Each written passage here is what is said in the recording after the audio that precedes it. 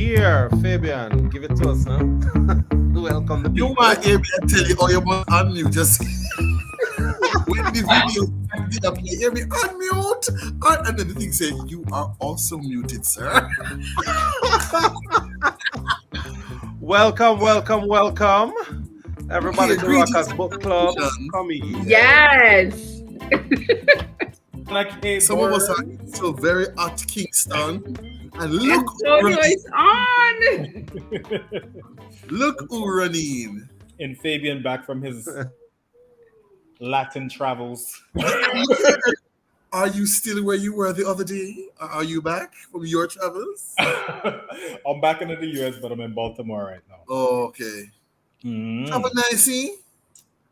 We never haven't traveled in a while. We're here from at Kingston. Indeed. Greetings. Habana was lovely.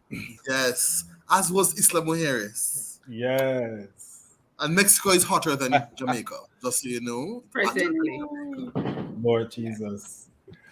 So we are here for the wrap-up of Sketchers. By Roland Watson-Grant. And this is also Meet the Author. So our author will be coming in a few minutes. So it's a 2-for-1 right now, deal. we just wanted to... Where's the Shawna? Come talk to me now. I said it's a 2-for-1 deal tonight. It's a 2-for-1. Go large. So I think we little about our book. First off, I must say I think I'm having some internet problems, but don't worry about that. If I get static, everybody will just jump in. So again, Karl Brian Williams here. Everybody does do them little intro. Rockaz Book Club. And everybody just kind of just say their thoughts about the text as a whole, or if you want to share with us your ending, any questions you have, and how you did feel about the whole experience reading Sketcher. And I'm going through to Shawna-Kae. All right. So I see his hair, Shawna-Kae Burns' hair. So Sketcher. I love the book. I love the book on a whole. I will admit that there was a part there in the middle, which I'm so glad it's to me, the author today. So we're definitely going to talk about it, where you kind of go, is this the same book I'm reading? It kind of went to a sci-fi type vibe, which kind of all came back by the end, and it was interesting for me. I really loved it from beginning to end, and I actually really loved how the book ended itself, and we'll get into that because it's kind of like a shift in the perspective for the reader and for the characters inside. You know, you're anticipating the way this thing was going to turn out, and then how it actually ended. You're like, okay, clever as a reader, and clever as because by the time you feel like you're in the family, in the family, right, in the Beaumont family, and you're like, okay, clever. So love the book on a whole, love the writing, excited to talk to Roland, and just I'm ready. Who are you throwing it to? Antonio. Let's throw it to Antonio. Wow. I really love the book for a number of reasons. I went to school, I was telling Karl and others in a previous book club meeting about earlier chapters. I went to school at Southern University in Baton Rouge, Louisiana, and so spent a lot of time in New Orleans and Metairie and those surrounding areas. So it was really beautiful to kind of have this kind of merging of culture, Louisiana, and then this kind of hint of this fantastical Caribbean space that wasn't specific to a particular country, which I liked because you got no big island, small island competition, right? Like nobody, and myself, I couldn't have ownership, and nor could I just situated in only one Caribbean space, but he was able to sort of thread some similarities that exist between various Caribbean and West Indian countries, as well as some of the things that are connected to some of the mythologies and spiritual practices in some place like Louisiana, because they merge so much together. So that was really beautiful for me to just have that grounding and a hook into this world in a particular kind of way. And like you, Sean, I love the development of these characters over time. and this kind of idea that you weren't quite sure what's real and what's his imagination, and that he never let you off the hook, meaning the writer, the author never let you off the hook. So the entire time that tension was happening, is it real? Right when you think it's like, no, he's imagining this, his mother might say or do something that hints at the possibility of these powers, you know, that she may have had or been exposed to in her home country, or the brother might have hinted that he understood something that he'd been denying. You know? And I did want a bigger win for the mom. We're going to talk about that. Yeah.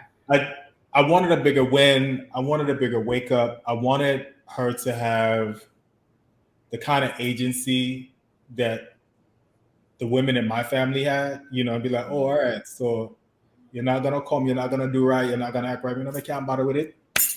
I'm moving on. I've now left home being a maid, and now I have a nursing degree in another country. I am buying my own house. I am, you know, so some of those things like kind of troubled me a bit, and I was, you know, like, why not make different choices, and what prevented her from being able to tap into that part of her legacy and her culture, you know, from people that have survived so much, generally, you know. But I loved it. I loved the book. I loved it. Where are you gonna? Well, yeah. Fabian. Who they are though? What else to show it to? Yes, darling.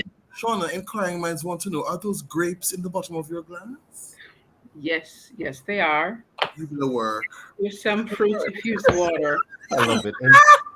Inquiring minds.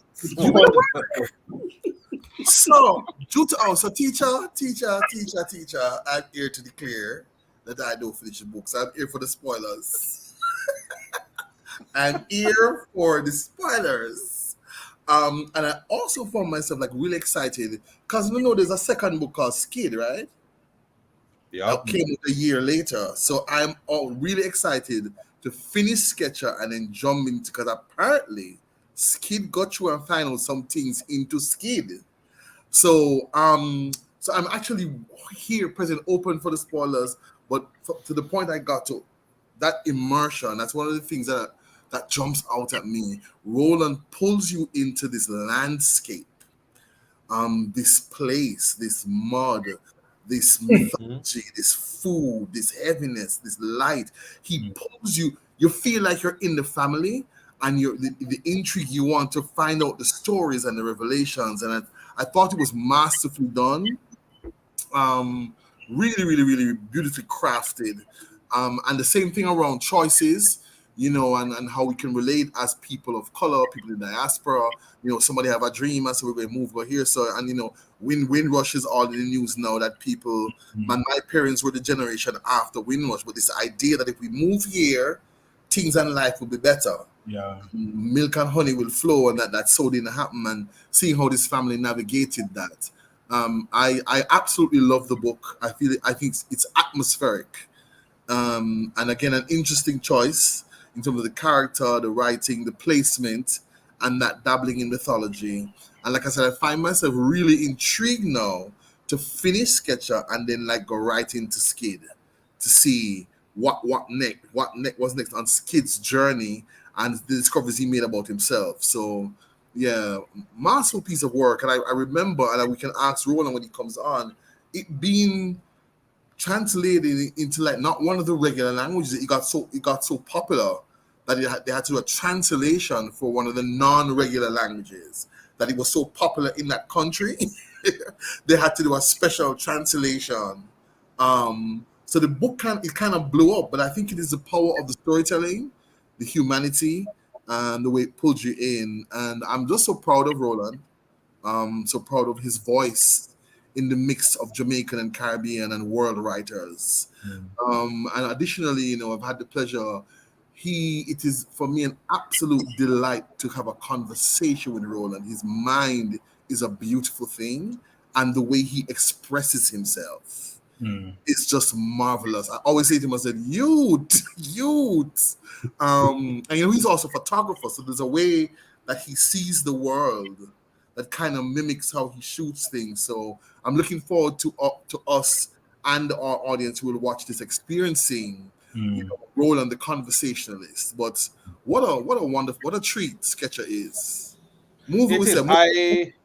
I definitely recommended this book today because a colleague of mine posted on social media that he was looking for books, primarily audiobooks, that he could share with his son. And his son is on the spectrum. And I immediately thought of Sketcher, having read it years before when it came out, hard copy. And then I decided to treat myself to the audiobook narrated by J.D. Jackson, who does a very good job at it. And I thought, you know what, this could be a book that this guy listens to along with his son. And his son is like 18. And I thought this is right there, you know, because it's visual. It's a great. Frozen. Antonio, not just about the mother, but because we're introduced to these characters, I just felt like I loved it. I'm just like, I want to know more about these fantastic people that you have introduced us to. And I love the obsession with Freako, right? Love it. This kind of love-hate thing. And the way that the main character matures throughout the text. And it's layered in with the structure, right? The girlfriend that comes in, and you see this coming of age story, but then he doesn't let go, even at the age of 16. When he's 16, you still get this kind of innocence coming out to this 16-year-old, you know, which was nice because you know, boy, you know, when you look like we and you're 16, people always want to treat you like big man.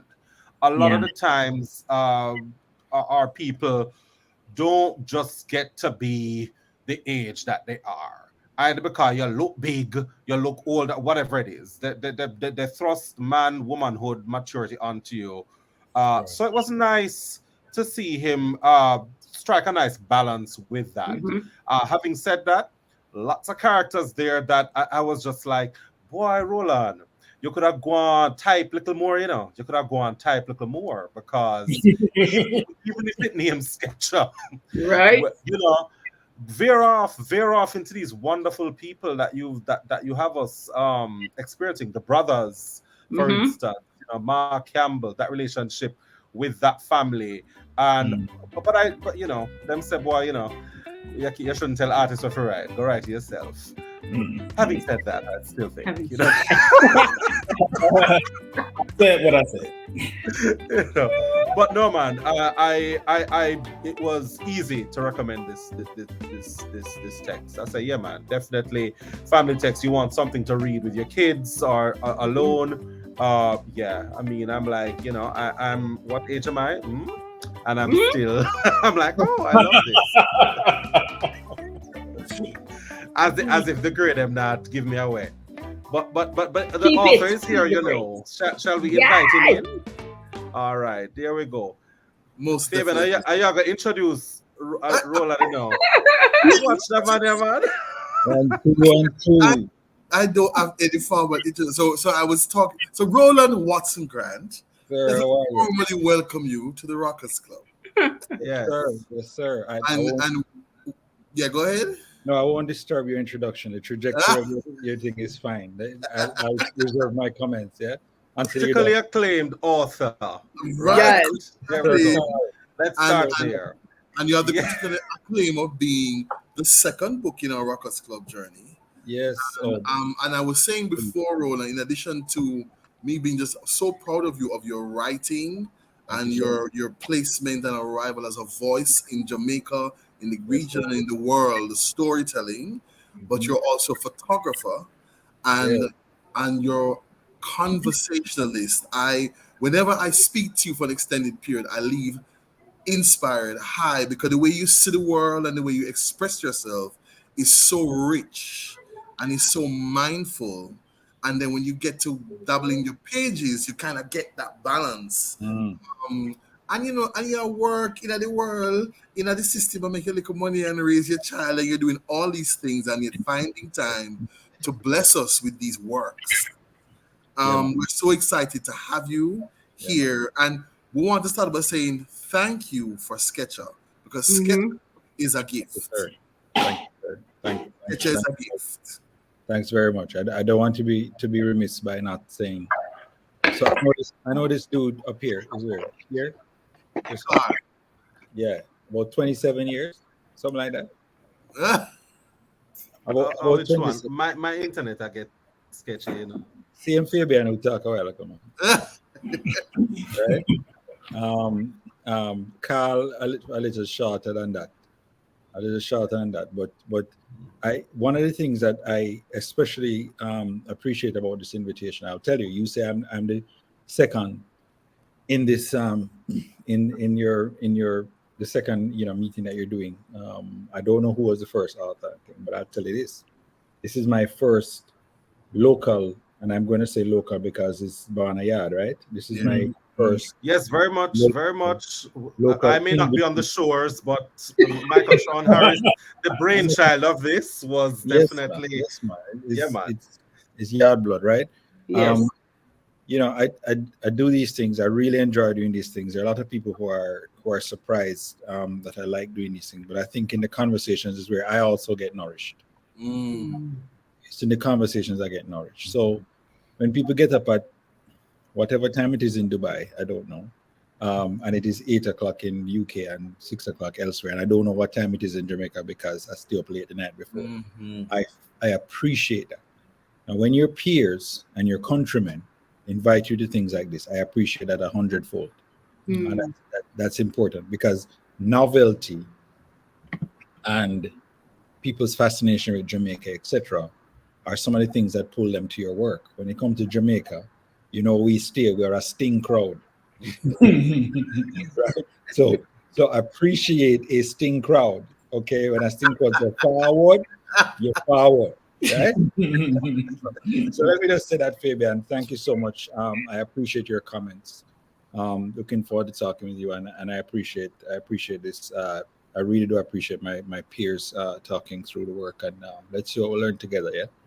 Awesome, niceness. And I just want to point it as well. So we have an interesting thing because we're rockers and we rock and flow. Antonio is actually a member of the book club who has become like a facilitator because something about him 1 hour a week. So we say, let's invite Antonio. Right. Antonio is not one of the facilitators, but sometimes it's just we and him. So we say, you know what? Antonio to be the author because and I love that about the space and these possibilities. So excitement and things. Who wants to ask Roland the first question?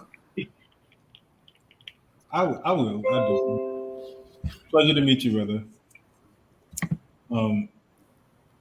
Is he frozen? Yeah, it looks like that. It looks like a little frozen, but he'll come back. I'm sure he's probably hearing. Yeah. Yeah, he'll come back. Right. So while Roland is frozen and while we're gonna, we have to big up people because somehow the Jamaica media fraternity will be like, where are the man's accolades? He'll come back. So he in 2018 was a recipient of the Musgrave Award for literature. And that's an award we give out in Jamaica. And his nonfiction work has been archived by the Smithsonian Libraries. So, accolade upon accolade, we still have to give it one of our own. And I'll just chime in with more accolades as we go along. But back to you, Antonio, with your question. So I was telling the group earlier that I have a relationship with Louisiana, so I just found it fascinating to sort of marry these two worlds together. And so I was been very curious from the very beginning, the why and the how, the marriage of these two worlds. Right. So, and I appreciate that question a lot. 10 years ago, a girl walked up to me, a lady walked up to me at the launch of Sketcher in Kingston, and she says, What's your book about? Because she had read the liner notes, but she wanted to ask me. So she said, what's your book about? So it's about a second generation Caribbean boy who grows up in a swamp in the United States during the Reaganite era. And by careful observation of his mother doing particular folk rites, etc., he begins to learn of his heritage, which he, was barred from because his father didn't want him to know. And she goes, Louisiana, you're a Caribbean writer. Listen up. And she basically hissed and walked away to get herself a glass of wine. Right? Just to be able to stomach this individual who just told her that he wrote the word Louisiana in a Caribbean novel, right? Because you see every Caribbean novel must have 3 donkey, 4 dumpling, and must not extend itself to understand that we in this Caribbean here we are the world, and therefore we have all kind of tentacles, all kind of weird, right? So unbeknownst to her, what I found out about Louisiana, to answer your question, Antonio, was a fascinating conversation, fascinating cultural conversation between ourselves and the southern United States that we don't usually hone in on and listen. We don't listen to it because we just say, once you cross the Gulf, it's somewhere else that. But ironically, people like Aaron Neville, who is a native of Louisiana, the whole Neville brothers, it wasn't. It was his younger brother who called New Orleans the northernmost Caribbean in the world. Yeah. Right. That was fascinating to me because it was like, here comes a city that used to be a Caribbean city and just floated off somewhere and decided to stay on the continent. Now, my experience in Louisiana is the same thing.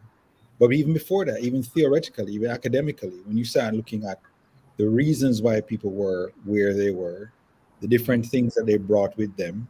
We can talk about the voodoo, which is a complete religion different from hoodoo. We can talk about culinary things. We can talk about island records that Bob Marley was listening to when he did particular riffs. People get ready, etc. And Chris Blackwell, as much as I side-eye Chris Blackwell, he was writing an interview he did with a university. I forgot which university it was, that spoke about island records, and that some of the riffs you're hearing, some of the B3 Hammond organs that you're hearing in Could You Be Loved is blues. We know it's blues, but we accept that academically, but we don't really think about that.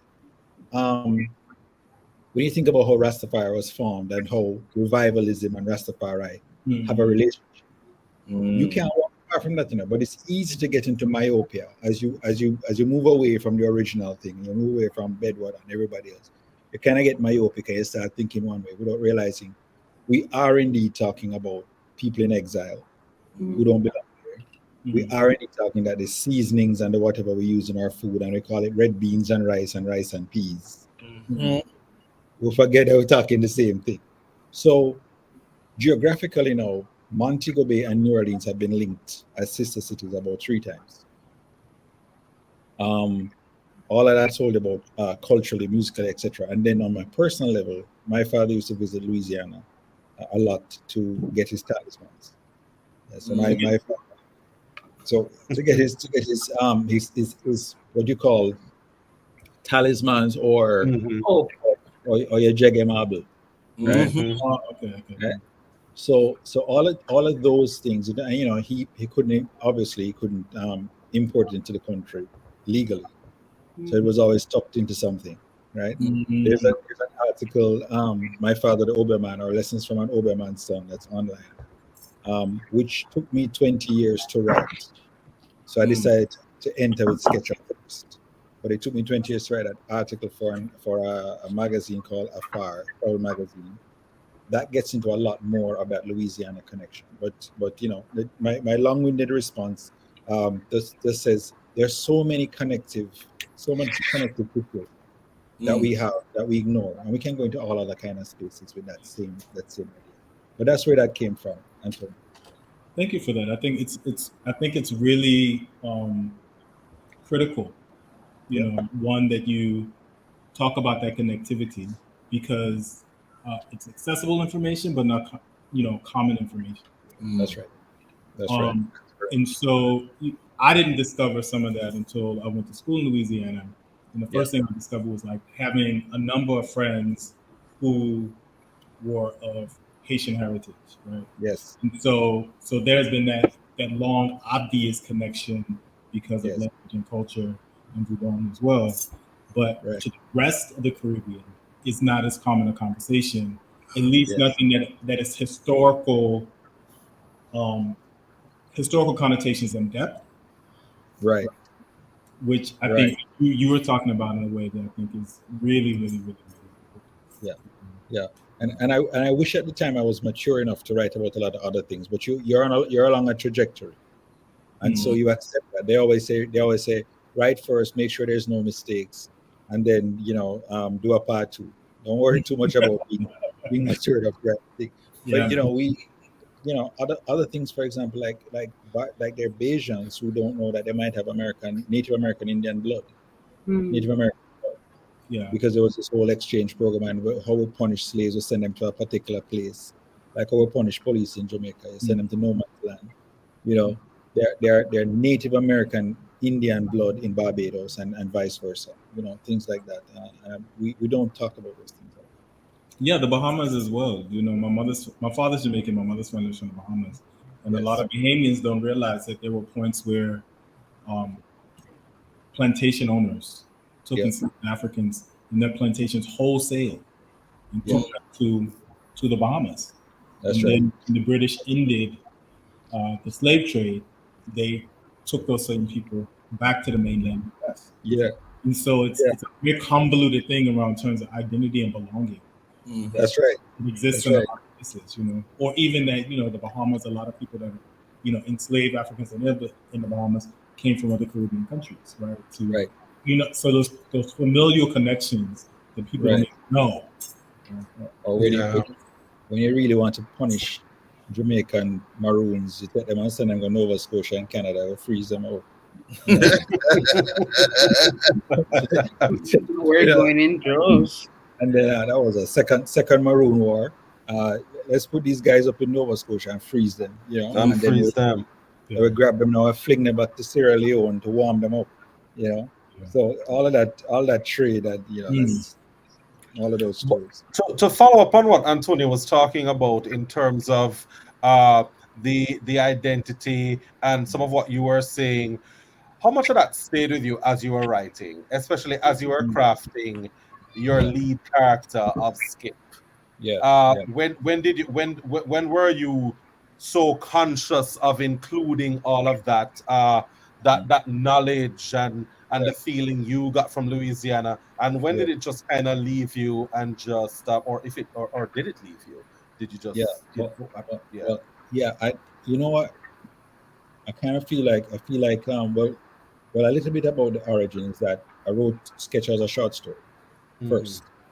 It was published in an anthology in a competition overseas, the University of Hull in England.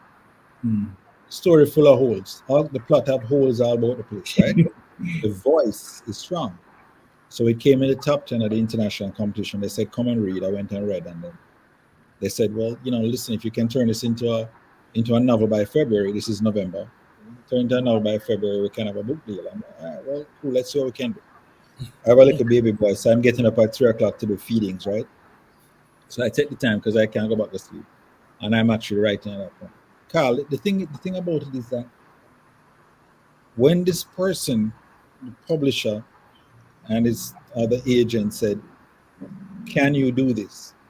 That story was not written with one iota of Caribbean understanding in terms of folk magic or folk belief at all. None of that was in. That was just me saying the voice is strong. Up in a loft, I used to live in New Kings, up in a loft, and I'm saying, boy, this boy voice strong, and I just keep writing. And he's saying what I wanted to say when I was 9 years old, but I couldn't. Yeah, because I grew up in a fundamentalist church. I couldn't say certain things. So Skid was now speaking that stuff, and I'm just writing this down. And I don't know if I reach 5,000 words, I'm just writing it down. So when they said to me, can you turn this into a book of 280 pages or whatever, I'm like, okay, what do I do? Immediately I fell back on what I know of local a local understanding of folk belief, I'm going to go there because that was my father thing. Even though the fundamentalist church told me you can't write about that. Because if you write about that, then that's devil's playground. So don't go there. But immediately coming back across the Atlantic, I said, I know what I'm going to fall back on. It was clear as day what I needed to do. This was an opportunity, a gateway to say, now that you've established him in the southern United States, let's bring it home. Let's make the connection. Let's talk about the similarities between Hoodoo and Obia, the fact that DeLawrence is a connector, the fact that DeLawrence even is a hijacker, actually, right?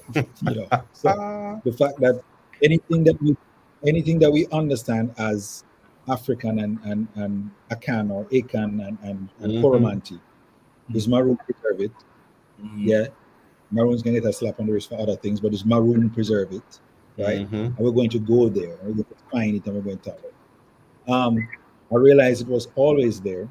I realized I always had that reserve, always had that reservoir.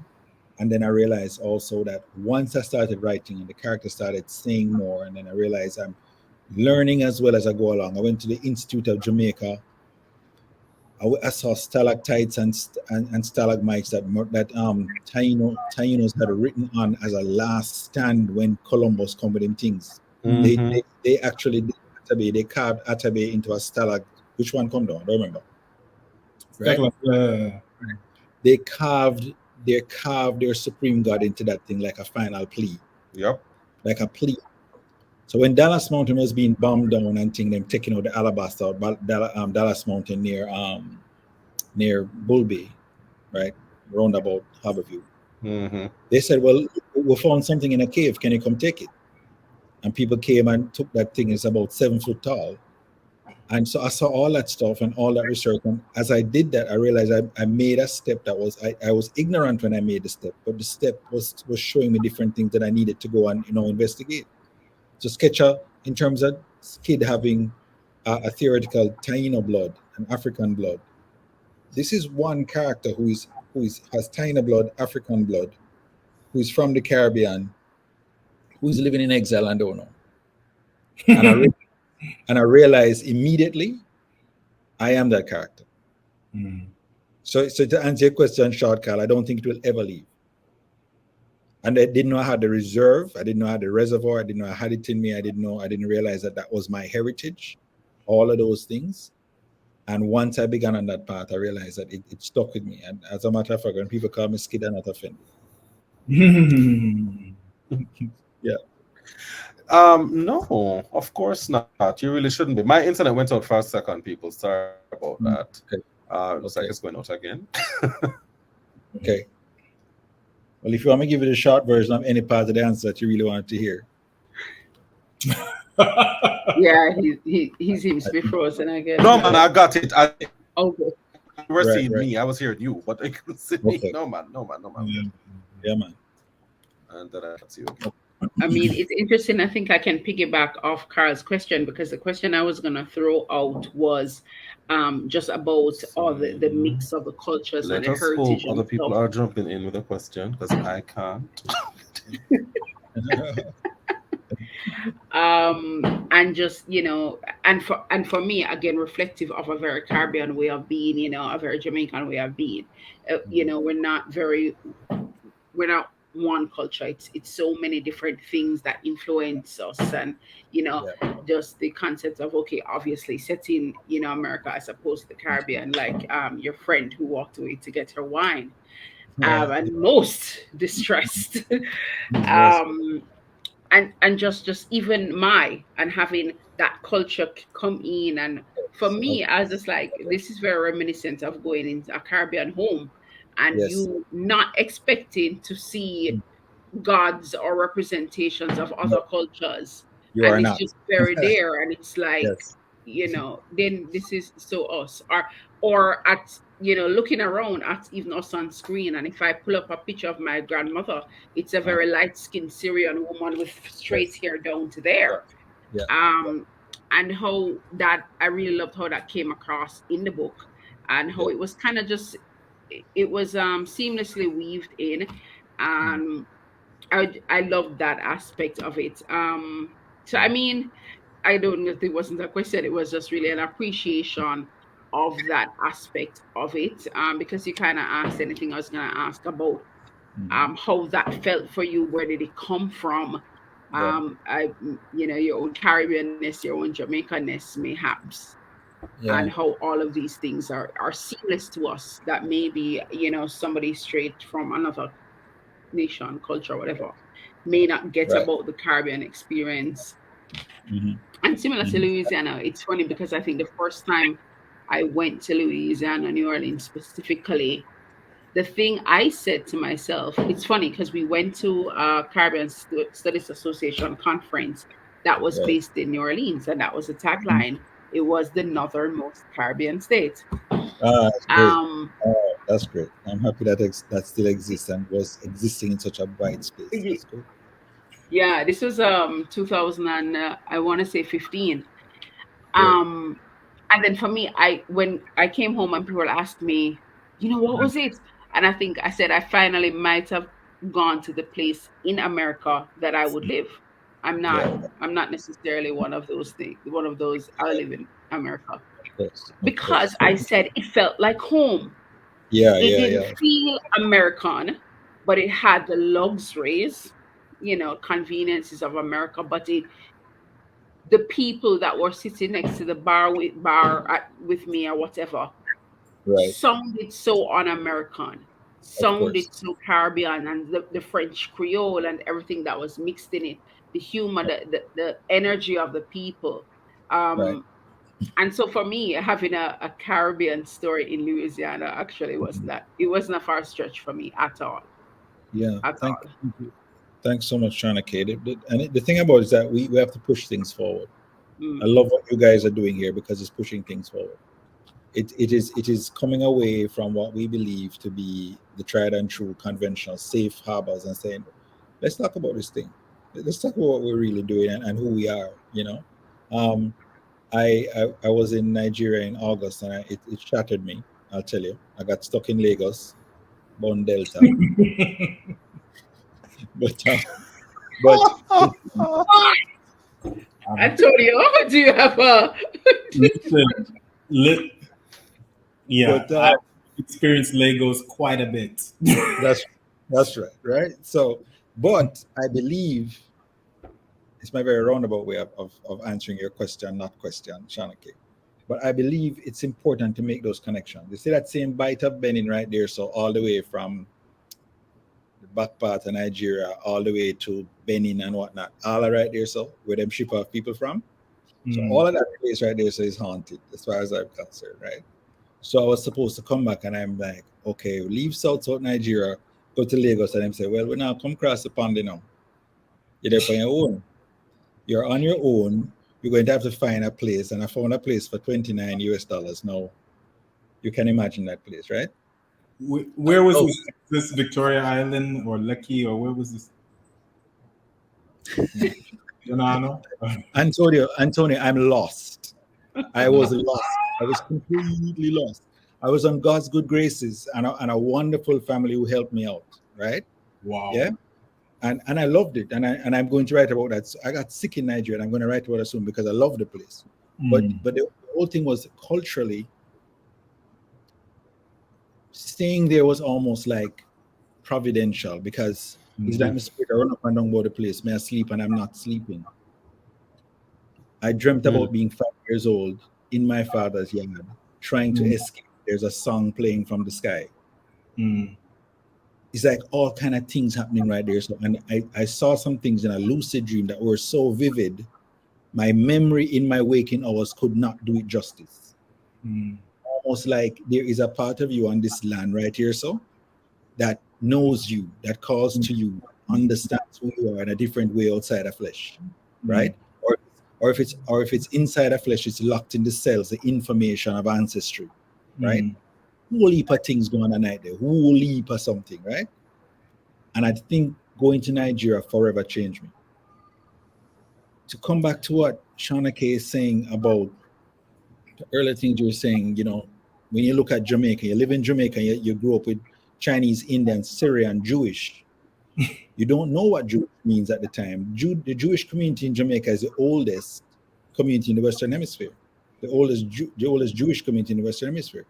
That's what we are. That's why Minister Louis Farrakhan came here and spoke to the oldest Jewish community in Jamaica, because that's the oldest in the hemisphere. We grew up with the Chinese people. Like I said, your grandmother, you might say, well, who's this person? I never grew up looking at a Chinese guy, and even if you call him Chinaman or whatever, you never saw him as anything less than Jamaican. You never saw an Indian who is the descendant of indentured laborers as anything less than Jamaican. They're Jamaican. I'm a people them, right? The whole of it talk the same, and we do we thing, and we don't get curry from the Indian them, and we don't get Aki from West Africa and all kind of thing. This is our thing, right? When I was writing Sketcher, a lot of that energy of ancestry felt like it just happened and it just continued, and I felt like I was guided. Every single thing, some of the things I wrote down as notes before, and I found out my recent notes the other day in a box that I didn't pack out. You know, you move and you don't pack out the box. Yeah, I found this notes, this little book, right? And I found notes that I realized you're being led. It's almost like, and I don't want to be too fantastical about it, but it's almost like once you open a gate to ancestry, to say, I want to know, and I don't want to take that as just a quirk and a novelty. I want to understand what it is. All these things fall into place. I couldn't have written Sketcher without mentioning Asia. Like my being Asian and what the Vietnamese have actually contributed to Louisiana, or what the Chinese as other Asians have contributed to Jamaica. Yeah. You know, we have our misgivings about a lot of things in this country, about every race who's represented here. But at the same time, we have to call the things that actually have worked and the things that people have done. And if Chinese people gave you the concept of trust, and you come and you can pay for it mountain, or you can come and do something, like those things are what make us who we are. So my being a character with hardworking parents who basically suffered things, you know, when they went to Louisiana, they were second-class citizens, and they struggled, and you know, Vietnamese built themselves in Louisiana. They used to, I think the Vietnamese were made, Antonio, to work on the medians in the middle of roads. That was their first job. The medians, you plant flowers and little median in the road. And then there's a place called No Man's Land. Is it No Man's Land? So nice. They you know, right? It's interesting you bring that up, Roland, because I definitely wanted to ask you why Vietnamese, and you've touched on that so wonderfully. And it seems as if you put that in a section. Well, no, because he always was obsessed with Susie, and we're talking about Skid. But then now you have him, you know, the kind of coming of age at a certain point in the maturity. You met the man go to people them yard and mess up a little bit. What was that about in terms of what do you think you wanted him to learn? The character wanted to learn from that whole experience with merging, because that's definitely where you merged the two cultures, or the three or four, if we're to go even wider. Yeah, I missed the middle part. I missed the middle part of your question, Karl. You're asking what the character wants to learn from. Yeah, like was there something that you wanted that you specifically wanted when you were crafting Skid or crafting the story? And I know you felt led, but in terms of that Vietnamese culture, because he meets he meets one of the patriarchs. And, I'm going to tell you. I'm going to tell you. You see, at a particular point, and I'm not sure if this survived my editor's cutting board, but at a particular point, it was important for Skid to know there is no magic pencil. It's hard work. It's hard work. It's abuse. Is fighting your way to the top. It is understanding who you are. It is getting there by the virtue of what is in your blood and who you understand yourself to be. So if he has this glaring example of hard work beside him right across the fence, and he wants to be sketched a new life, the reality is that there is no redemption like that that's going to sketch you a new life. And I still leave it open. I mean, I'm the author here telling you I still leave it open that he was probably magic did exist, but where did it exist? You know, I try not to answer those questions. But in reality, you are correct. You picked up on something. There's an example of hard work that is successful right beside where you live. And I think it was important for him to.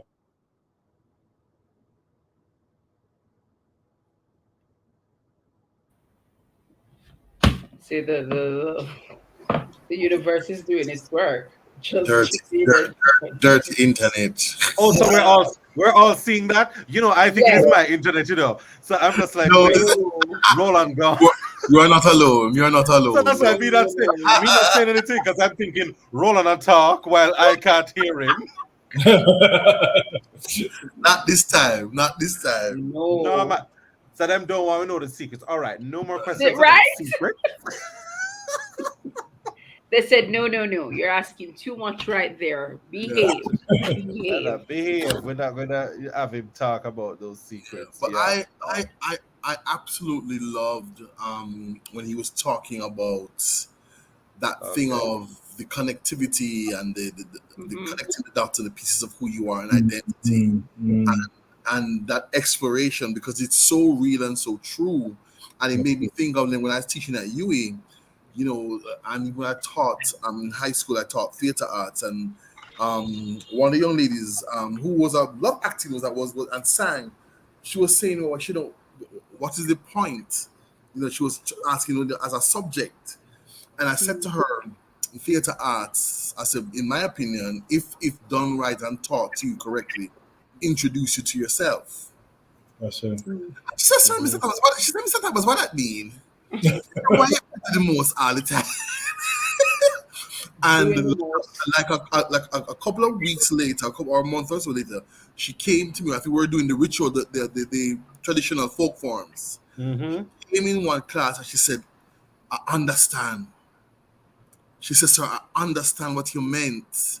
Like she was studying, she was reading the textbook, and she said, I get it now, sir, because she now started to question, are these rituals or these folk forms in my family? Does my mother know them, my grandmother?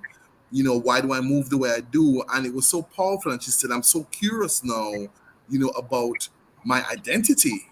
Yeah. And the girl that I am now, where did that come from? Things I've taken for granted. So when Roland was talking about that importance of the exploration and connecting the dots and even that thing of, you're in a space and things just happen and the waking dream, and it's some things, you wake up and you remember everything. And you wake up, you go through something, but you can't remember nothing. And you're going to go, what was the point? And then sometimes it comes back to you.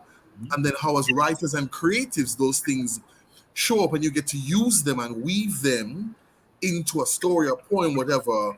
And sometimes you're holding that memory for years sometimes. You talk about your father going to Louisiana for the talismans and how that now ends up in a book that his son writes how many years later. So there are no accidents and the circle is really unbroken. And I think I felt that in Sketcher. Like I was saying, we talked about the way Sketcher pulls us in. Yeah. We are in the family. We're in the one family. We're in the swamp. And I found you beautifully draw. It's like the swamp hole, the creatures in the night, and when they're out there in the dark, you're with them. And let me tell you, the mother, if me love her one more time, is the way she spoke. Yeah. The characters jumped off the page and kind of embraced you. And I thought it was powerful. I had a question because I took the lazy route and I did the audio. Did you have a hand? Did you have anything in selecting the person who read the book? JD Jackson. No. So I didn't. So I'm proud of what JD Jackson did. Yes. His performance, right? If truth be told, we are looking at an amalgam that's a little different from the straight Southern that JD Jackson gave. But JD Jackson doesn't like that. But if you really go, because I did linguistics as a minor, right? And always fascinated with linguistics, like so you can listen to somebody twanging a good twang, right? Yes. American, and you hear the Jamaican behind it. Antonio can't hide. Antonio is exposed. Yes. Right? Right? So part of the quotation, Fabian, was that I think he said something like when his mother is angry, she speaks standard English. But sometimes you can hear you hear the H trying to navigate a corner and it crash. Right? This is my people, right? My people, right? So correct. Yes. So to back to your question, I always get sidetracked with these characters yesterday. Sorry, let's repeat the last part of your question, Fabian. As if you think I remember. the mother. Right, Yes. and the choice of the narrator. Right. So JD Jackson wasn't my choice. I like JD Jackson, and I did watch him in a performance on Dr. House and ER, and I did like his performance. He was a guest star on both of those shows. Right. I didn't choose that. There was actually a different contract for that. Not even a publisher chose him. Mm-hmm. Audible.com chose him. That's right. Oh. It's a whole separate thing. Whole separate thing. Even the book cover, I tell you, and it's a part of the industry as well. And I like talking these things, with creatives as well, because I don't own the book cover. You don't own the book cover? No, no. Even if the book cover is inspired by me, because those cracks that you see on the book cover, with the paint peeling and all that, that literally is what my house looked like in the swamp I grew up in Jamaica. That's literally what that is. Like, we got some aquamarine paint from the church. We couldn't buy no paint. We know the color there. We know the aquamarine color there. Just like we know the bathroom blues. We know them color there. Anyway, continue. Right? So that's like when you rob a Berger truck. You just grab what you get. And work with it. Work with it. So I don't own the cover of the book. If Sketcher appears in a movie, the money goes to the revenue is my publisher's revenue, right? Because they commission it. And the same way that Audible.com, I reserve international rights of my story, my book, my characters, etc. Audible.com owns the voice performance of JD Jackson. So if this were in my control, and that's a lesson going forward, even though I do believe that it's par for course. But going forward, if I were to say, what does a Louisiana person who is 24 hours exposed to a Caribbean mother who don't hold back when she's ready, what would he sound like? It would be a nice experiment to go into a studio and discover what this is. Yes. I mean, you guys are theater, so to think, what would that sound like when you navigate in the corner of something and boy, this come out instead? That would be interesting to know. So to me, if and when, and I've gotten offers, if and when Sketcher becomes a movie, I'd revamp the entire vocal performance of Skip. Yeah. But, it's interesting that you say that. Like, I grew up in Florida, in Miami. Yeah. And I didn't realize that there was a schizophrenic thing that was happening with my voice until I kind of went to university in Louisiana, because you be at school, 8 hours a day, whatever, and then it's a very American thing, right? Right. You come home and inside the house, that's right. It's one thing with my dad. My mother's got the Bahamian thing going on. It was and then you hear her on the phone and she's talking business, and she one day she's like, full on Bahamian accent, and then person in a position of power. Hello. Yes. Hi. Yes. Over enunciation, over articulation. That's right. That's right. What's happening? And then you find that you pick those things up as well. Yeah, of course. But one of the things I was curious about, also along the mother's line, I just really want you to talk about the choices that she made. Yes. One, to allow the oppression of culture and ways of being. Yeah. To stay with this dude. Yeah. As long as she did. Yeah. And she doesn't wait until the trauma to do something different. She like literally waits until there's gas coming out of the ground about to kill everybody before she leaves this place that she never really wanted to be in the first place. Yeah. So it's connected to two things, Antonio. There's a little bit of it's going to go into Jamaican post-colonial history, early years, first decade. But generally speaking, I want to establish also with my characters, especially female characters, who I tread very carefully with. And when I say very carefully, I don't mean because of, the sometimes what I'm going to call the I get it. I'm trying to find the right word, but yeah.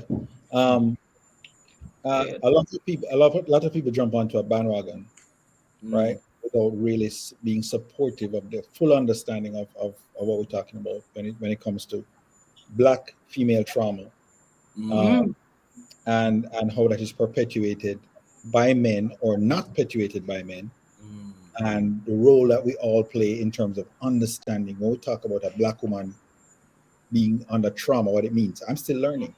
Yeah. The character was formed from my mother.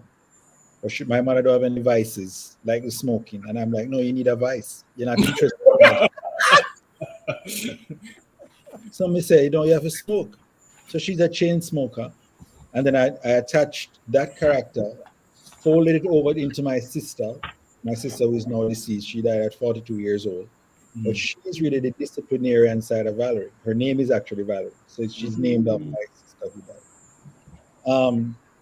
And then the choices that she made, where I was going with the initial introduction to what I was saying, is that not every Black woman who makes a choice is a yamed. Talk about it, Roland. Talk about it. We have this impression that every time a woman makes a mistake because of a man, and it's not necessarily because of a man, it's because of her kids more than anything. Yeah? She defending her kids. Yeah. As a big man, I understand a lot of things. I understand why I don't get the big piece of chicken, right? Right? Not every woman who makes a mistake is a yamed. It is erroneous, it is wrong, it is stupid to think that. As a matter of fact, the sacrifices a woman makes to make sure some things happen go far beyond the flesh. Far beyond flesh. It cuts into our spirit. We learn as men, be a soldier and this and that and and woman don't have no soldiering to do. She's just going through. So the choices that Valerie made, and it's funny, I get the question, like people ask me very, very frankly, like, okay, why did you make the character a white man? And I said, why not? I said, why not? Let's increase the trauma. Let's increase the trauma that comes from her community. And I'm trying to be very clear as to why the trauma was there. Let's increase the trauma that would come from her community. Let's create anxiety in your reader, right? The crocodiles being in the water is anxiety. The night being so dark that you don't know where anything is anxiety. You create anxiety. There's a city that's coming, but it's not. That's anxiety. She's married a white man who does not understand the culture of her children, his children too, and that's anxiety. There's going to be some anxiety. So she marries this man. She waits until the gas coming out of the ground.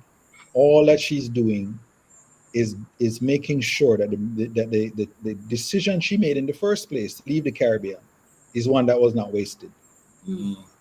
So there's a particular phrase, listen, 5 flights a day from Michael Manley, right? If you're ready for left, come out, go on. Leave. Go on. I didn't get into that in Sketcher, but she would be one of the people who left Santa Ynez, which is a thinly veiled Jamaica. Yes. Go on a fire and go Very live. much so. Go on a fire and go live. All of the big houses, there must someone leave up on the hill. We're going to take them.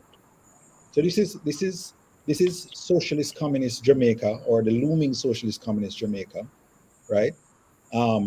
With she being one of the people who left and went into exile by any means necessary to form a better life. So by the time her kids are of a certain age, it's the 80s and it's a Reaganite time.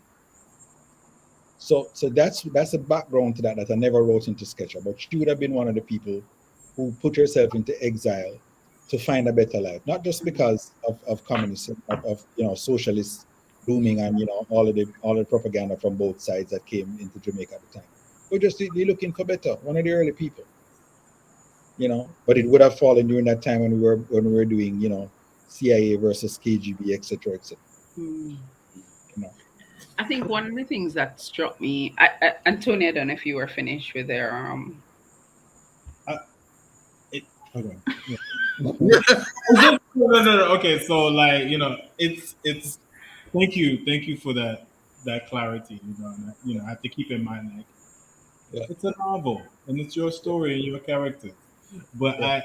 By all means, I love those questions, Antonio. I love them because but they have even in your explanation, this idea, like, I by no means think that every woman that chooses to stay right. with a man in a bad relationship is a yam head, right? Yeah. So, my perspective comes from the women that I know, Right. Yeah.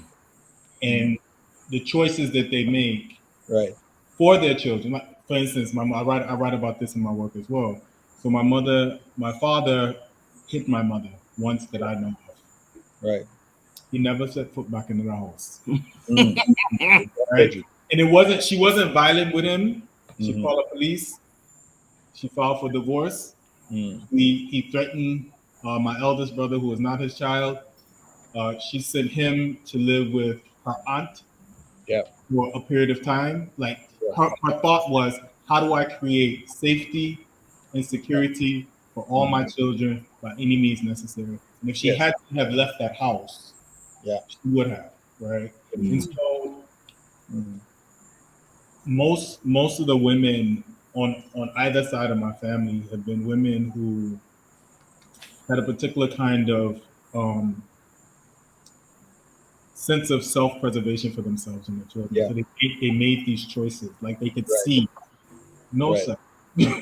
this Yeah. guy is not going to amount to anything. Yeah. And it's interesting. His race didn't really bother me that much, and actually, I think it's because it was situated in Louisiana. Mm. Right. We're all there. I didn't even realize that he was white. Yeah. Yeah. Because whiteness in Louisiana can be many versions of things. Of course. Absolutely. French and Acadian and all kind of things. You know what I mean? So, Yeah. so I was just like, yo, he's a dude. He's a guy with a pipe dream. Yeah. It's never going to come to fruition. Yeah. That most people, even his children, could probably see, like, this This ain't is going on. Because even the sons were like, the oldest ones were like, I gotta get out of here. That's right. I gotta figure out how to get out of here. And it wasn't that they didn't. And so, and also, like, multiple times you reference that it wasn't someplace that she wanted to be. So I was like, when did her agency disappear? Yeah. When did her dreaming die? Yeah. When did her dreaming and visioning for her children backseat to this thing? Where did her fight for a particular kind of life? Because she had to sacrifice so much to even come to this country. Yeah. That's right. She could have figured out something different. Yeah, and there are two things, and you're right about agency. There are two things. One is that, like I said, my mother needed vices. Like, my mother wouldn't do it. My mother don't know what your mother did. As a matter of fact, she did. My mother moved us. My mother moved us during a hurricane. My mother moved us during a hurricane to a board house on blocks. Right? She was like, "Nope, I'm done. Nope, this is it." And she's like, "The Lord watch between me and thee while we're absent one from another." She's done, right? She's done.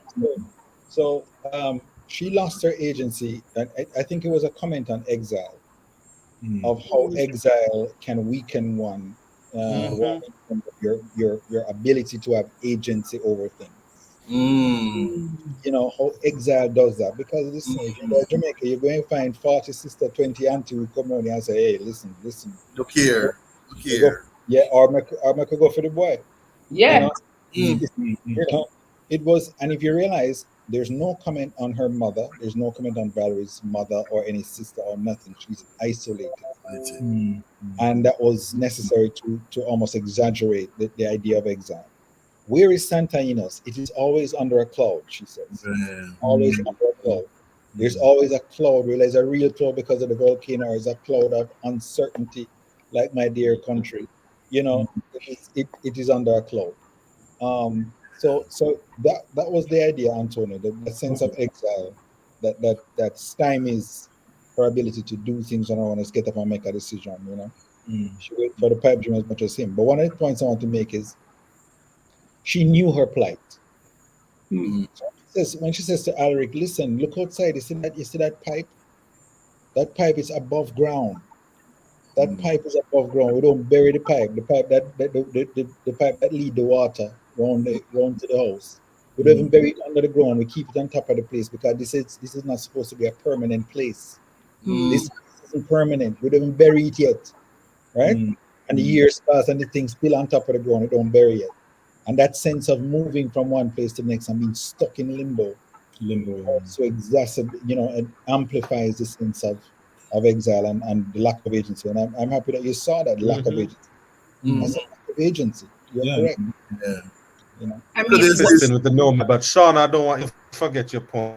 I really want to. My point was coming off that because I was saying one of the things I noted was, and I was like, no man, Roland need to tell me why Valerie never just frig shit up. Yeah. Right? In the way that when you had the moments where she stepped into her religion and stepped into the voodoo, the obeah, the whatever, I'm saying no, but Valerie can fix this whole thing. Valerie can fix this whole thing in one snap. So I'm just like, why did we not have her? Because in my head, she was that powerful. And certainly, when Skid described her and kept side-eyeing his mom and side-eyeing Rico, like, y'all can really, really fix this right now. That's right. But why not? So, I mean, I guess it could speak to what you were saying about the exile and that limbo and just not thinking that's the best way. And even though, she was this, it was obviously very strategic about when she was just like, listen, I'm a Christian lady. I don't do that thing no more. And when she went, okay, well, I'm going to tell you what we're going to do. We're going to spin a roll and dip up 3 times. That's right. So I always wondered about that, about why didn't we have her step into that particular power? Right. So flatten the whole swamp. And I like that you're paralleling that with Antonio's question about agency, because that is agency. Right. Whether it is a mental power that going to give you or going to actually make things move like Moses, right? Because Moses is the biggest Oberman ever, right? We just put it out there like that. That's it, right? Okay. Yes, that rod, darling. It's all about the rod. But let's move. Right? Yeah, yes, right? This man knew Lord. This man knew all kind of thing, right? So if Shawna-Kae actually if I wrote that now, I probably would let her do that. And while I will not say it was an apology, I was like, I feel like I would have yanked the story from Skid at that point. Because you're writing, you're wondering, whose story is this? And if you gave his mother too much power in terms of what she would do to fix the situation, you're yanking the story from him because he's narrating what he's seeing being done. And he's probably saying the same thing. Why the hell don't you all fix it? That's what he said. Why don't you all he did. Right? Don't you fix it? And that's one of the things that I think my editor and I thought about that as well. They're like, okay, whose story is it? It's Skid's story. What do you mean it's Skid's story? And he's like, he kind of indicated that there was a lot going on with Valerie, and it can topple the story. And I'm like, no, this is gonna be Skid's story. There's no way around that. But I felt that one of the things was that it would pull the story away from him and make her the full hero of that story.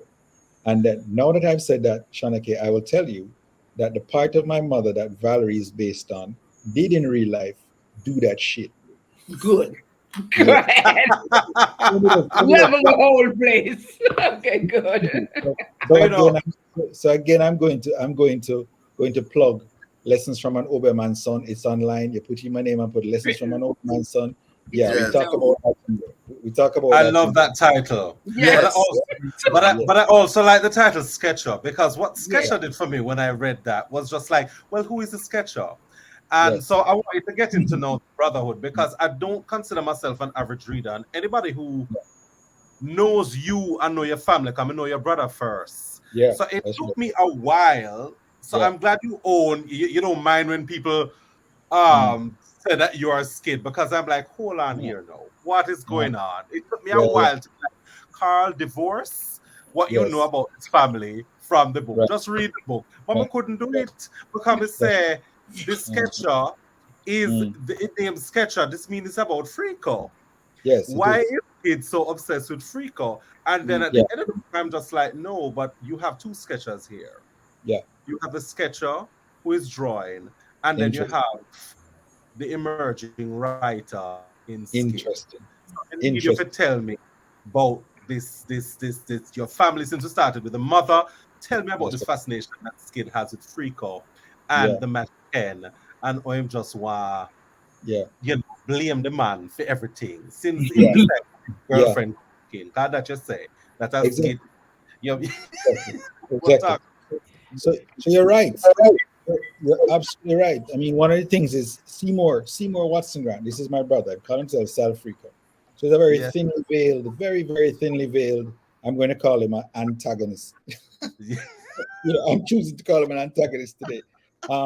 Very thinly veiled. Seymour and I had an incredible sibling rivalry growing up.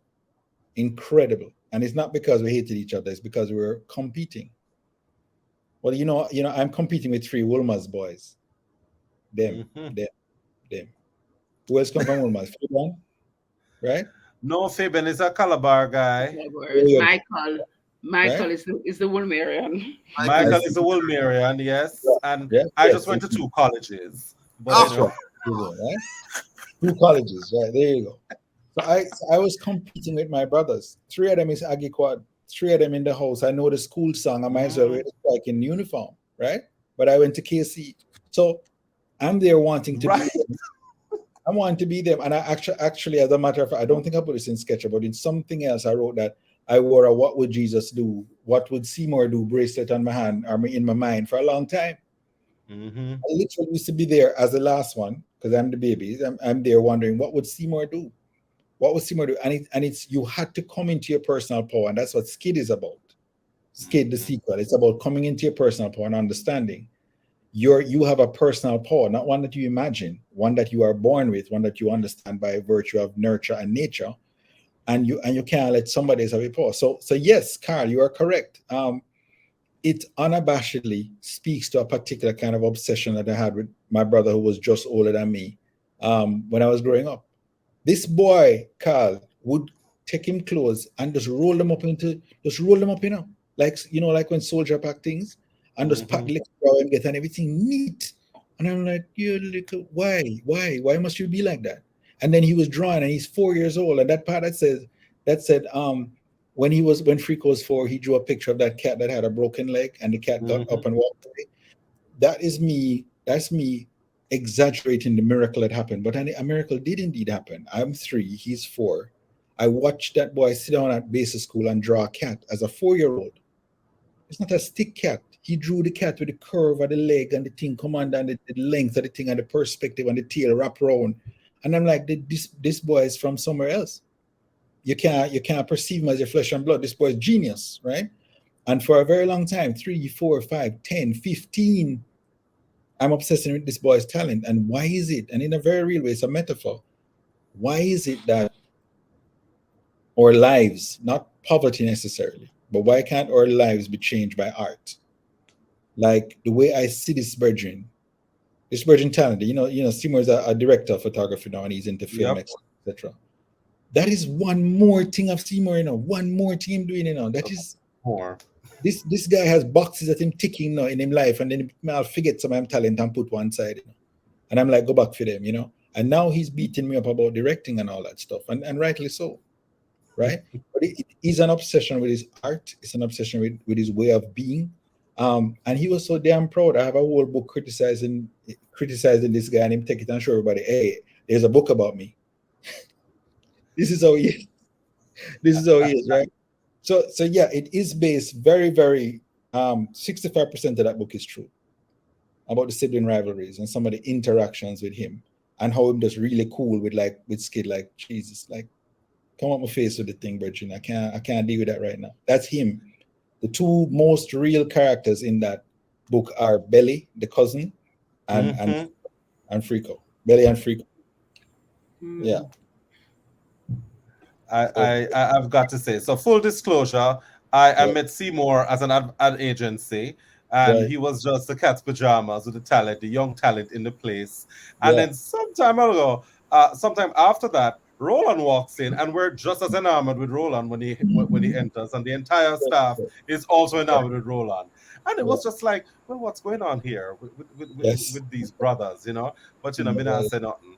So of course Yeah. you can imagine. I read this book now that you write, because but it's Nicole, who Yeah. works at Waterworks, and she was Right. just like, you need to read, Roland write, yes, man, him right, read him book. And I read the book, and I'm just like, something, then something. And one day Yes. I have to ask. So I'm now happy that I've had the chance Yeah. to You hear didn't you read talk wrong. about that. Yeah, you didn't read wrong. What you were reading was exactly what you know now, and exactly what you could have, put together yourself. You're right. And I'm glad Karl's question led to the mention of Skid, because that was my question. So, Sketch was published in May 2013, Yeah. Happy 10th anniversary. and then Skid was published Right? Yeah. May 2014. Yes. Did you start writing? Did you call sections of Skid out while you were writing Sketcher? Did you know you were going to do a second book? Yeah. Yeah. Because that's close. Right. So halfway there, I knew that there was more to say. Halfway there. Because of matters of exile, because of matters of agency, like you said, Antonio, and because also of matters of Skid needing to find his personal power. So I was up in Lexington Avenue, fancy place, New York City. And it's funny, I never went there to have this discussion. We talked about Obi as well. This is 2011 when I just started writing Sketcher. 2011, 2012, yeah, before we actually published it.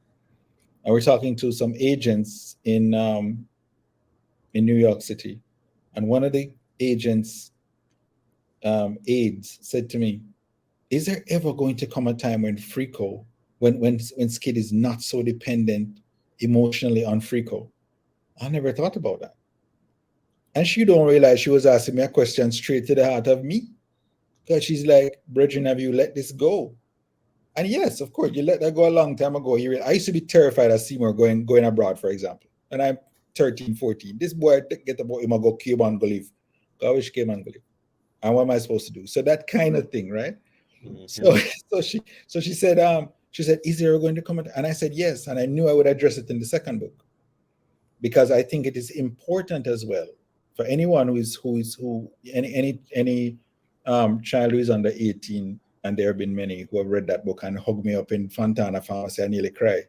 Who I need for them to understand your personal power is inside of you and not dependent or based on somebody else. It's important to find that personal power. Who are you really? What are your talents? Don't compare to anybody else. Keep on moving. Right?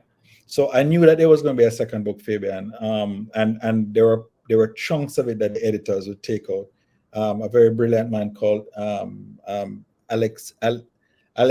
Galenzi. He's Italian, but he lives in Britain, and he just said, "You see this chunk I just took out? That's for the second book." So when you're ready to get into the second book, let me know, and I'll tell you where I think this should go. So not a whole lot, and I had to dig into it, Skid, but there was definitely I knew there was going to be a sequel. Nice.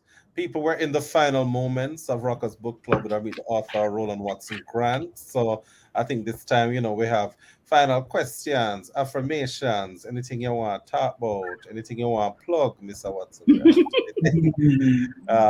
Each person can just jump in. I want you to talk a bit about his obsession with older women. Yeah. Come on, talk about it. Yeah, they call me Skid.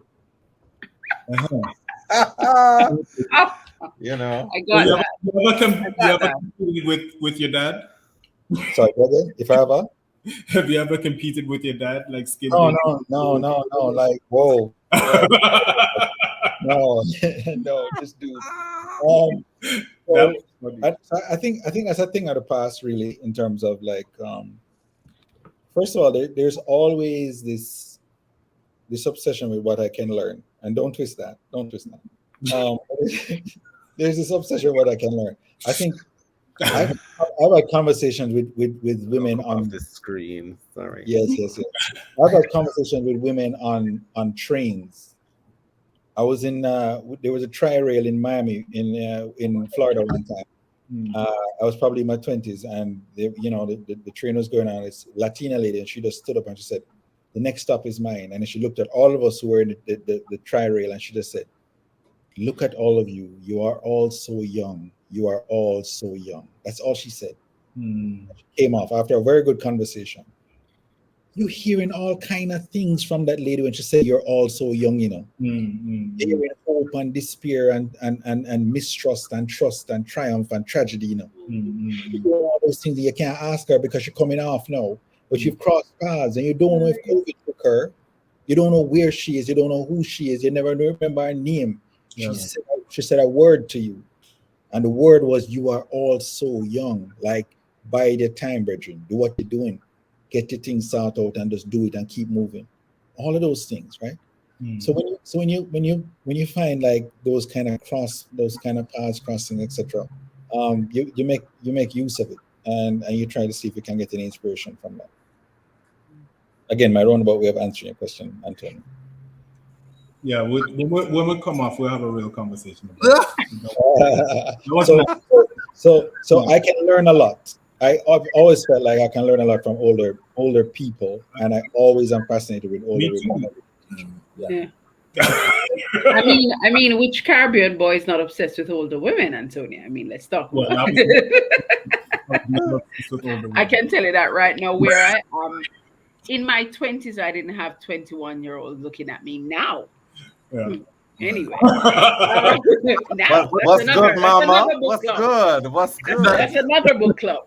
In that older women thing, what jumped out at me was there was a kind of,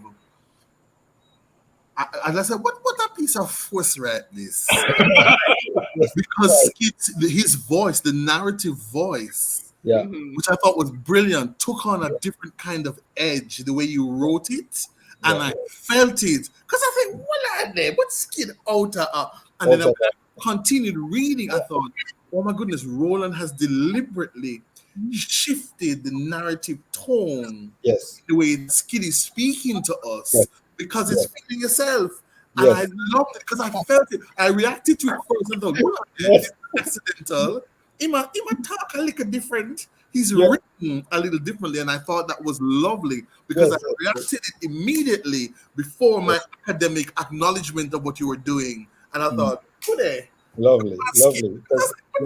Actually, there are some brilliant reviewers. There are some reviewers of the first novel who picked up on that, and I was very happy that they did. Yes, and then he just go right back and blame Frico. Yes, oh, completely. Yes, where's the mustache? Yes, yes. So I mean, no, just to wrap up, it was a really, really awesome experience for me reading the book. And just the whole experience of this thing on a whole. I mean, I've read a lot, and then you kind of had a dry spell where you don't want to read anything, or you don't feel like there's anything different out there, and then it kind of. So like after reading it, I'm not going to talk about the first book, but after reading it, I'm kind of just like, no, but we need to start read again because you're like, there's so much more other stuff and stories and Caribbean stories, which is, my particular love as well too. Yeah. I have a thing for Asian fantasy, like I'm all up in the geisha world type of thing. I completely understand that. Yeah, but so really, really awesome. I thank you for the work. Thank you for this awesome experience. So yeah, it was really good. Really good. Thank you, Shawna-Kae. I learned from all of you. And for me, Ron, you did not disappoint. Again, there are points in this conversation where I got goosebumps because you're so. What I love is you allow yourself to roam, to go into the realm of mythical and history and soul and spirit, and that comes out in your work because it's such a couple of things. So when you were talking and you're talking with your brother, I thought about, I used to always ask myself, what went on in the home with this lady named Dolly who raised John Scott and Dennis Scott. How this little woman raised them two solely. And same thing with your home, that your mother and your, raised these boys who showed up in their soul journey in the way they were, and it's beautiful and powerful because you're both pouring back into the world. And when you were talking about exile and agency, I got goosebumps because I just recently watched Chevalier. Yes. Chevalier white father dumped him at the school, and him in the whiteness, and him away the thing, and him and thinking powerful, you know. And then he mother were end up, and mommy just said, "But my son." You realize that you're lost? And he's like, no. I do. And then when she came with the drumming, and somehow his agency comes back. That's right. And she just kind of looked at it, she said, "Come with me." That's right. She recognized the depth of the exile, the separation, and because he was doing the performative thing. And I thought this is an important conversation for young people to have. Also, not so young, that what exile and separation can do to you. Yes. And sometimes you think you're winning, you know. You think you're winning because he was performing and she said, "You're lost." Yes. Beaten you, they've broken you. And then she kind of reintroduced him to himself. I think Sketcher, for me, and I'm looking forward to reading Skid, is an important book. I think we have to get more young people and young Black people to read and be exposed to. I'm hoping that, you know, and see what Rockaz Club can do with that. But brethren, enough respect. Thank you so much. Thank you very much. The world, and I'm glad that you're writing and blessing the world. Yes, sir. Big up yourself. Enough respect. Thank you. It will not stop anytime soon as long as there's breath. It's based on the next novel is based on the disappearance of Mama Dale. I'm 100,000 words in, so I'm basically done. Wow. Yeah, and 100,000 words. I wonder if you want to come and write my dissertation. Love it. There you go. That's all I hear. That's it. Yeah, before we cut off, I also want to say thank you, Roland. I think that you tap into a very essential and niche part of Caribbeanness, you know, particularly this idea of diaspora and generational diaspora. You know, I have conversations with my nieces and nephews all the time and really do a lot of work within my family of trying to help them stay connected with all parts of themselves, you know. And so whether that's like, you know, anecdotal stories or sharing with them research around our family tree.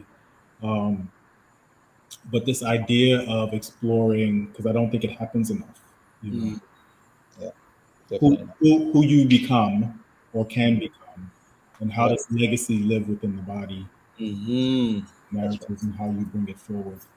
And that was something that I found really, really exciting.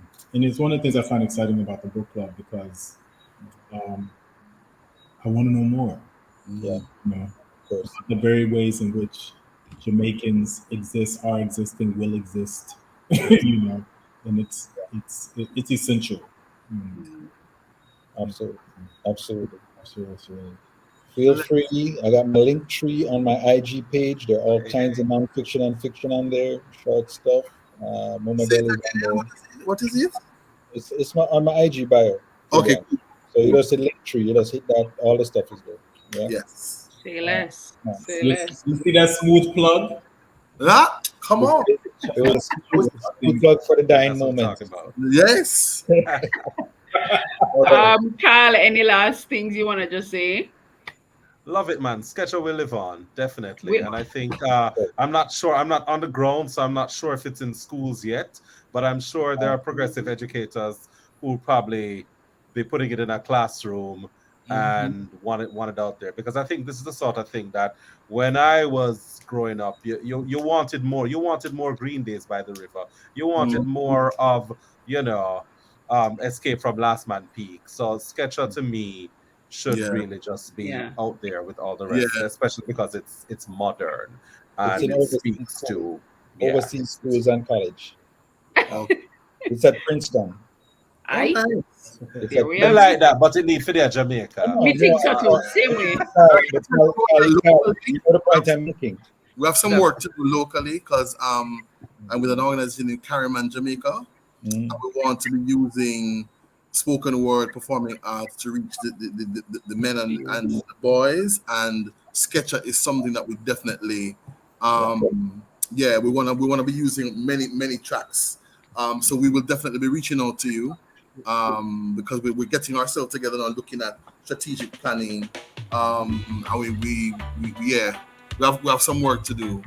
Yeah. Antonio, your name is already on the list. Antonio want to cuss you about Antonio, something. your name is already on the list. All right. And with that, As is yours, Karl. As is yours. as it should be. Oh, I knew that already. You know, I knew that. I did something. Well, Karl, bless you for knowing. Well, I mean, I just think this was so awesome. This was so great. I want to thank everybody, and the viewers who are going to watch this. I hope you have an awesome experience the way we did. Again, Roland, big up yourself. Thank you for showing up in that work, showing up of all the other things. We'll be checking out the link tree because I'm able for the lessons from my Obeahman's son. I'm able for it. And we will be going into that. Awesome. It's been, actually 1 hour and 31 over. Now we're here. So this was really awesome. Everybody, thank you for being here, and love and light and peace and, rice and peace. Rockaz Club to the world. Blessings, everybody. Take care.